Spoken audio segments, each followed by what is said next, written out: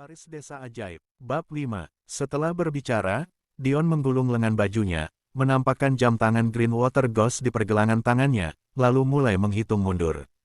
Dari 10, 3, 2, 1 Dion mengangkat sudut bibirnya, menyindir sambil terus menghitung mundur. Saat Dion baru saja menghitung sampai 2, tiba-tiba terdengar suara langkah kaki rapi dan cepat dari luar pintu. 10 orang yang datang lebih jauh terlihat berjalan cepat masuk. Mereka semua memakai pakaian formal dengan sikap tegap, yang memimpin rombongan tersebut adalah Panji. Panji melangkah dengan perasaan tenang dan kuat seperti naga dan harimau. Panji memasuki ruangan dengan wajah serius dan karismatik, langkahnya tegap dan mantap. Dalam beberapa detik, mereka tiba di depan Yasha dan dengan sopan, mereka semua membungkuk sebagai tanda penghormatan. Kami berdiri di hadapan Raja Naga Api, ujar Panji dengan penuh penghormatan. Mengunjungi Raja Naga Api. Serentak, 10 orang di belakangnya pun memberikan penghormatan pada Yasha. Raja, saya datang ke sini atas perintah Raja Lautan. Saya memohon kehadiran Anda di Hotel Serafin besok untuk upacara penobatan yang besar dan diadakan khusus untuk Anda. Ujar Panji dengan wajah serius, mata fokus sepenuhnya pada Yasha, Hendrik, Dion, dan 2 orang lainnya. Bersama dengan beberapa tamu yang hadir, diabaikan sepenuhnya oleh Panji. Panji datang dengan tujuan tertentu. Raja Laut sedang sibuk mempersiapkan sebuah upacara dan tidak bisa hadir sendiri. Panji dan Yasha pernah bertemu sebelumnya, sehingga lebih tepat jika Panji yang datang untuk bertemu dengan Yasha. Seolah ribuan batu berbicara, dengan tegas, menggelegar saat jatuh ke tanah. Dalam sekejap, restoran menjadi hening. Hendrik, Amanda, Santi, dan Dion, keempat orang tersebut, semua terpaku dalam keheningan yang disebabkan oleh kata-kata yang baru saja diucapkan Panji. Lihatlah, aku sudah katakan, kalau akan ada seseorang yang datang memintaku untuk datang, seru Yasha. Hanya Yasha yang tetap tenang, dia menatap keempat orang yang termangu itu, tersenyum puas, lalu bertanya pada Panji. Apa maksud dari tindakan kalian? Mengadakan upacara penobatan tanpa memberitahuku terlebih dahulu. Apakah kalian tidak tahu kalau gelar Raja Naga Api itu kuno dan tidak relevan? Raja, tolong kuasai kemara, petik terbalikmu. Kejadian ini terlalu tiba-tiba, membutuhkan persiapan sebelumnya, dan selain JTU Panji tiba-tiba berkeringat dingin, tubuhnya basah oleh keringat. Gelar ini ditetapkan oleh penguasa negara, dan tidak hanya itu, gelar Raja Naga Api merupakan gelar kerajaan tertinggi di negeri Jatamaya ini. Negara Jatamaya dahulu dikenal sebagai negeri naga berapi, jadi belum selesai Panji mengatakan apa yang ingin dia katakan, suara tawa ejekan Dion terdengar. Dion tertawa hingga terbahak-bahak sambil bertepuk tangan.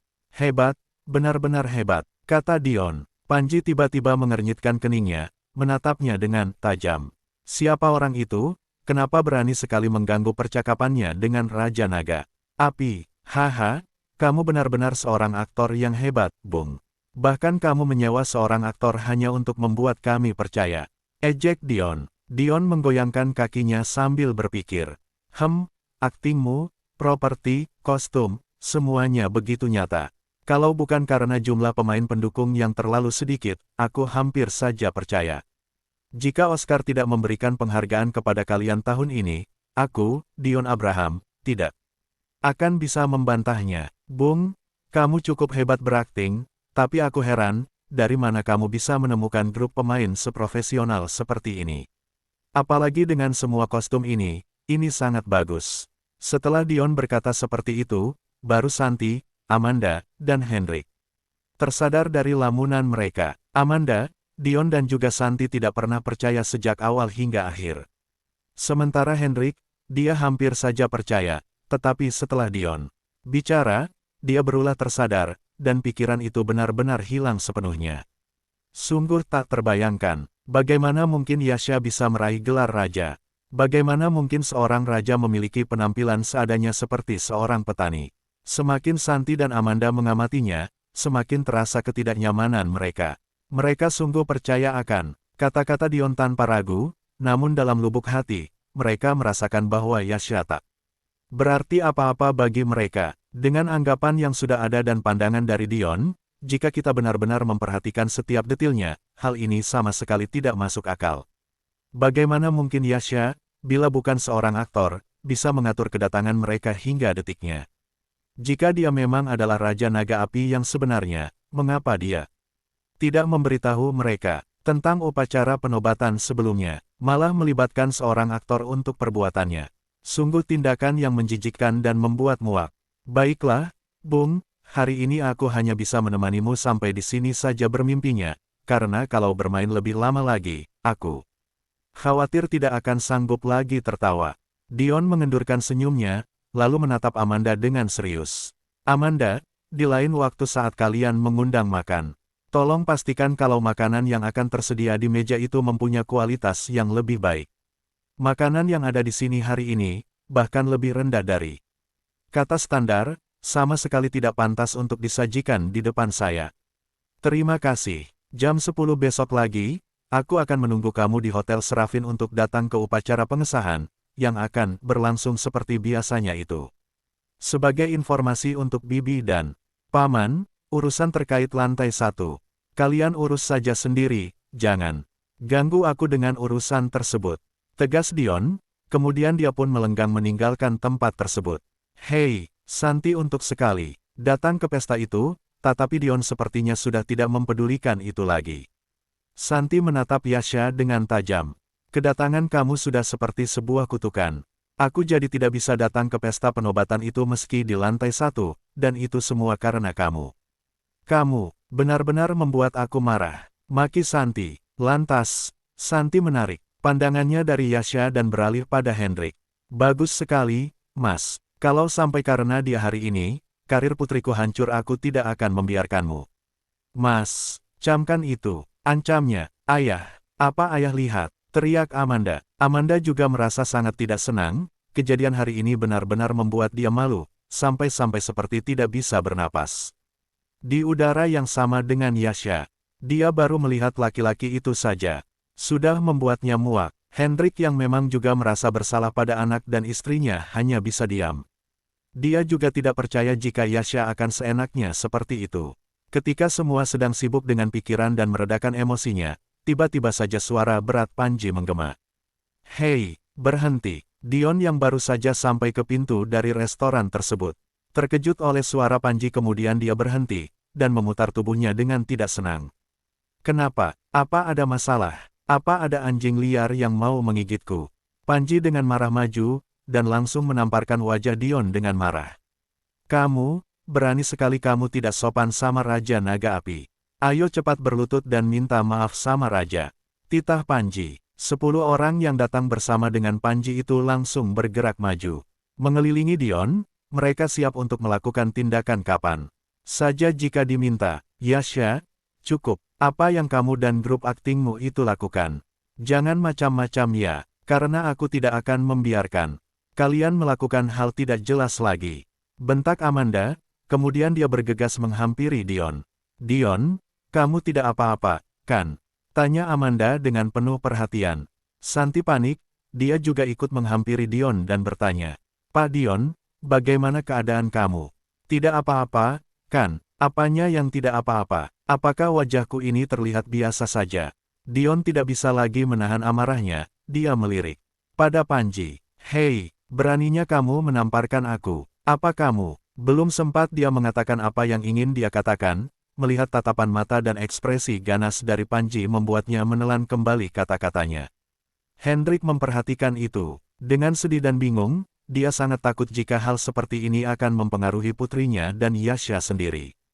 Yasha, hentikan semua ini, dan minta temanmu itu untuk mundur. Baik, Paman, kata Yasha, lalu dia mengayunkan tangannya, memberi isyarat pada Panji dan orang-orangnya itu untuk mundur. Panji menurut, dia dan anak buahnya tanpa mengatakan apapun segera melangkah mundur seperti perintah Yasha. Dion mendengus kesal, selain ayahnya, selama ini, seumur hidupnya tidak ada yang berani padanya. Dia melihat pada Amanda, dan berkata dengan dingin, Amanda, untuk acara besok pagi, kamu sebaiknya tidak perlu datang, karena aku berubah pikiran sekarang. Mendengar itu, dahi Panji mengerut. Kamu mau menghadiri acara penobatan raja? Memangnya kamu siapa? Dari keluarga atau perusahaan mana? Kenapa memangnya? Apa kamu takut? Bukannya tadi kamu masih sombong? Ujar Dion. Melihat ekspresi Panji, Dion berpikir jika mungkin saja laki-laki itu kaget mendengar dia mendapatkan undangan, sehingga dia tersenyum penuh arti, dan berkata dengan sombong, "Namaku adalah Dion Abraham. Ayahku Abraham, ketua Dewan Direksi Grup Opelia, dan aku adalah manajer di sana." Grup Opelia, yang bergerak dalam industri energi baru, walau grup ini didirikan belum lama ini. Namun, sudah cukup terkenal. Dalam waktu singkat, terbilang belum lama, hanya 3 tahun sejak grup itu berdiri, nilai pasar grup itu sudah mencapai 2 triliun dengan kecepatan yang seperti itu, di antara perusahaan baru di Suryapuna. Apalagi ini adalah perusahaan mobil dengan merek Opelia, ini cukup terkenal di Suryapuna, maka dari itu Dion sangat bangga ketika menyebutkan namanya, siapa yang tidak akan bangga dengan pencapaian yang sudah mereka dapatkan. "Oh, cuma orang-orang dari Opelia," ujar Panji tanpa ekspresi apapun. "Cepatlah pulang dan katakan pada ayahmu itu, grup Opelia sudah menyinggung Raja Naga Api, kalian tidak usah datang ke sana untuk menghadiri pesta penobatan besok, dan kalian tunggu saja untuk menerima hukuman dari Raja Naga." Sambung Panji. Bab 6. Apa? Pekik Dion, lalu dia tertawa dengan keras, dia benar-benar seperti mendengar sebuah lelucon. Setelah tawanya mereda, dia menatap Panji tanpa takut. "Hei, Bung, memangnya berapa banyak uang yang kamu dapatkan dari Yasha itu? Sampai-sampai kamu benar-benar tenggelam dalam peran ini, dan bertingkah seolah kamu yang menyelenggarakan acara itu. Apa kamu pikir, setelah meminta grup Opelia untuk tidak datang, maka kamu benar-benar tidak akan berani datang? Orang tua yang bodoh. Daripada banyak bicara tidak jelas, lebih baik kamu berkaca." Dion benar-benar merasa lucu pada Yasha dan teman-temannya. Yang baru saja datang itu, memangnya siapa mereka? Sampai-sampai berpikir untuk menahan grup Opelia datang. Setelah puas memaki Panji, tanpa mengatakan apa-apa lagi, Dion segera pergi dari sana. Apa yang sudah dia dengar dari bibir Panji Dion tidak mempedulikannya sama sekali, karena Dion merasa Panji sama sekali tidak memiliki kualifikasi sama sekali. "Pak Dion, tunggu." Pekik Amanda, dia pun langsung mengejar Dion keluar, diikuti oleh Santi dan Hendrik. Di luar, mereka bicara baik-baik dan meminta maaf pada Dion dengan segala cara, bahkan Amanda dan Santi siap berlutut, Hendrik pun sampai ikut minta maaf demi anaknya. Setelah mereka semua benar-benar minta maaf dengan tulus dan meminta Amanda untuk tetap diajak, barulah Dion memaafkan mereka, dan setuju untuk tetap membawa Amanda ikut ke acara. Besok, di dalam restoran itu, "Raja Naga, Anda mau seperti apa menangani grup Opelia itu?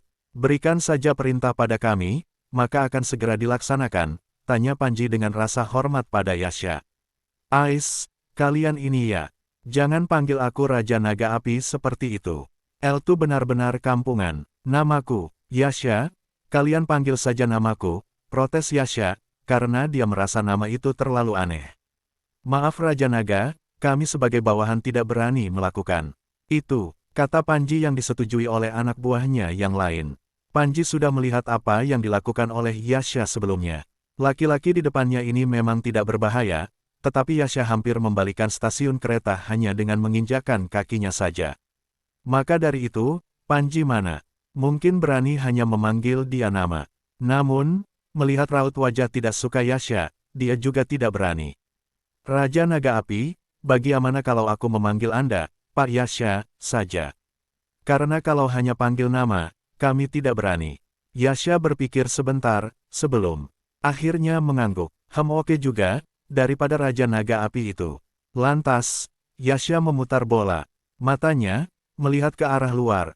Kalau soal grup Opelia itu, biarkan saja mereka datang ke acara, tidak perlu dibatalkan karena itu adalah hak mereka untuk datang. Mereka pikir aku pura-pura dan bodoh, kan? Maka biarkan besok mereka melihat secara langsung. "Hah, Anda mau membiarkannya begitu saja?" tanya Panji meyakinkan, yang langsung dijawab anggukan oleh Yasha dengan cepat. "Baiklah, Pak." Panji diam-diam tersenyum, merasa bangga pada rajanya itu, karena beliau tahu caranya bermain agar mempermalukan orang yang merendahkannya tanpa menyentuh. Entah bagaimana ekspresi mereka semua besok, saat melihat dengan mata mereka sendiri, jika orang yang mereka hina itu adalah raja yang selama ini mereka idam-idamkan dan ingin bertemu. Setelah itu, Panji memberitahu pada Yasha tentang hal soal upacara penobatan itu, kemudian dia pun pamit pergi, tetapi, sebelum itu, dia meninggalkan nomornya dan nomor Raja Ravindra lebih dulu. Ketika Amanda, Hendrik dan Santi kembali ke restoran, di dalam sana sudah tidak ada Panji. Dan anak buahnya itu, mereka sudah pergi dari sana. Santi melihat Yasha, dan sangat marah. Hei, apa kamu tahu? Kamu tuh hampir merusak masa depan anakku. Dasar orang kampung. Sudah aku katakan, kan? Jangan banyak bicara, tapi kenapa kamu malah berakting seperti tadi? Pura-pura menjadi Raja Garuda besar. Lihat dulu dirimu sendiri, apa pantas menjadi seorang raja? Bahkan untuk menjadi nyamuk saja kamu tidak pantas, kata Santi dengan berteriak kencang, membuat semua orang menatap ke arah mereka, sehingga Hendrik, dengan marah memintanya berhenti bicara. Ma, sudah cukup, berisik, malu dilihat orang. Amanda melihat Yasha, dan dia mereda semakin jijik sampai ke tulang rusuk pada laki-laki itu. Dion sudah ditampar oleh orang-orang Yasha. Amanda tidak tahu entah apa yang akan dilakukan oleh grup Ophelia di masa depan nanti. Apa mereka akan membalas dendam atau tidak? Amanda benar-benar sangat takut dan khawatir, tapi dia juga sangat tidak sabar untuk melihat secara penobatan besar-besaran besok mungkin akan ada grup besar yang lain di acara besok. Lantas, mereka bisa saling bekerja sama dengan beberapa grup besar itu, dan setelah itu, grup Ophelia tidak mungkin berani melakukan apapun padanya. Keesokan harinya, pagi-pagi sekali, Amanda sudah bangun dan merias wajahnya. Santi dan Hendrik berniat untuk mengantarnya, sekaligus ingin mengamati acara besar itu. Setelah hampir siap, Hendrik memanggil Yasha untuk ikut, tetapi Santi langsung berkata dengan kesal, "Mas, apa ada masalah sama otak kamu? Kamu mau ajak anak itu ke sana? Apakah dia layak untuk datang ke sana? Dan apa kamu sudah lupa sama kejadian kemarin? Jangan bodoh Mas. Kalau dia ikut, bagaimana kalau nanti di sana dia membuat masalah lagi? Siapa yang akan dan bertanggung jawab kalau terjadi sesuatu? Orang-orang di sana bukanlah orang yang bisa kita singgung. Maka dari itu, dia harus ikut. Supaya ada pengalaman, agar dia bisa belajar lebih banyak lagi." Kata Hendrik, selain peduli pada Yasha, dia juga mempunyai pandangannya sendiri. Hendrik merasa jika dia berhutang banyak pada Yasha, 14 tahun lalu, kalau bukan karena kecerobohannya, Yasha pasti tidak akan hilang, dia tidak akan menderita, dan yang pasti, Yasha Gudang akan tidak mengerti apa. Jadi, keputusan aku sudah bulat. Dan Yasha, nanti kamu harus selalu bersama kami, oke? Dan, setelah acara itu selesai, kita akan pergi membeli pakaian, kata Hendrik. Walau sedikit malas, karena dia masih mengantuk, Yasha tetap setuju untuk berangkat bersama keluarganya, karena bagaimanapun dia memang harus datang ke sana. Mereka pun berjalan beriringan ke mobil. Hendrik duduk di kursi kemudi, Santi di sebelahnya, sedangkan Yasha dan Amanda duduk di kursi belakang, satu sisi kanan, dan satunya lagi di sisi kiri. Amanda menjauhkan dirinya dari Yasha, dia duduk sejauh mungkin dari laki-laki itu, kemudian dia menoleh dan bertanya dengan mengejek, "Yasha, bukannya kemarin kamu bilang kalau kamu adalah Raja Naga Api? Lalu, kenapa tidak ada yang datang menjemput kamu? Kenapa malah kamu numpang di mobil kami? Sebagai seorang raja, kenapa mereka tidak menghormati kamu?" "Ya, mereka memang akan menjemput, tapi bukannya ini terlalu pagi? Ini masih lebih pagi 2 jam dari sebelum acara dimulai," jawab Yasha. "Mereka terlalu buru-buru dan terlalu bersemangat, sehingga mereka sudah berangkat pada pukul 8 pagi, bahkan mereka sudah bangun sejak jam 6 pagi, padahal acara penobatan itu dimulai pukul 10. Yasha masih sangat mengantuk. Benar-benar tidak punya malu. Sama sekali, masih saja bicara omong kosong. Batin Amanda namun, dia tetap berkata, "Oh, seperti itu, tapi kamu benar akan membawa keluarga kita masuk ke acara itu, kan?" "Ya, pasti," jawab Yasha dengan yakin. "Aku tidak hanya ingin kalian hadir dalam acara besar ini, tetapi juga ingin Raja Lautan." "Siapa namanya?" "Ah, Raja Ravindra. Aku mau dia sendiri memberikan penghormatan kepada kalian dengan memberi minuman." Adik Amanda, Di acara besar hari ini terdapat banyak perusahaan ternama yang sedang membuka lowongan pekerjaan. Jika kamu ingin mencari pekerjaan yang lebih baik, tidak ada salahnya untuk mempertimbangkan bergabung dengan salah satu dari perusahaan-perusahaan itu. Aku mau dipanggil Amanda saja, jangan panggil aku adik. Siapa yang kamu maksud dengan adik? Amanda hampir putus asa, lelaki tersebut memiliki sikap yang keras kepala dan terus berbohong. Amanda merasa kesal dan berkata, baiklah. Tunggu saja, sampai aku melihat bagaimana kamu membawa kita masuk. Amanda merasa sangat jengkel, tidak tahu sama sekali keberadaan Yasha yang tulus sejak sebelumnya. Tak lama kemudian, mereka tiba di Hotel Serafin. Hendrik butuh waktu yang cukup lama mencari tempat parkir. Saat mereka berjarak 500 meter dari hotel, garis peringatan sudah terlihat jelas dengan prajurit berdiri tegak di sisi, siap mengawasi garis peringatan tersebut. Di luar area tersebut, kerumunan orang terlihat sejauh mata memandang. Setidaknya ada 3-5 ribu orang yang berkumpul di sana, semata-mata untuk melihat wajah asli sang raja.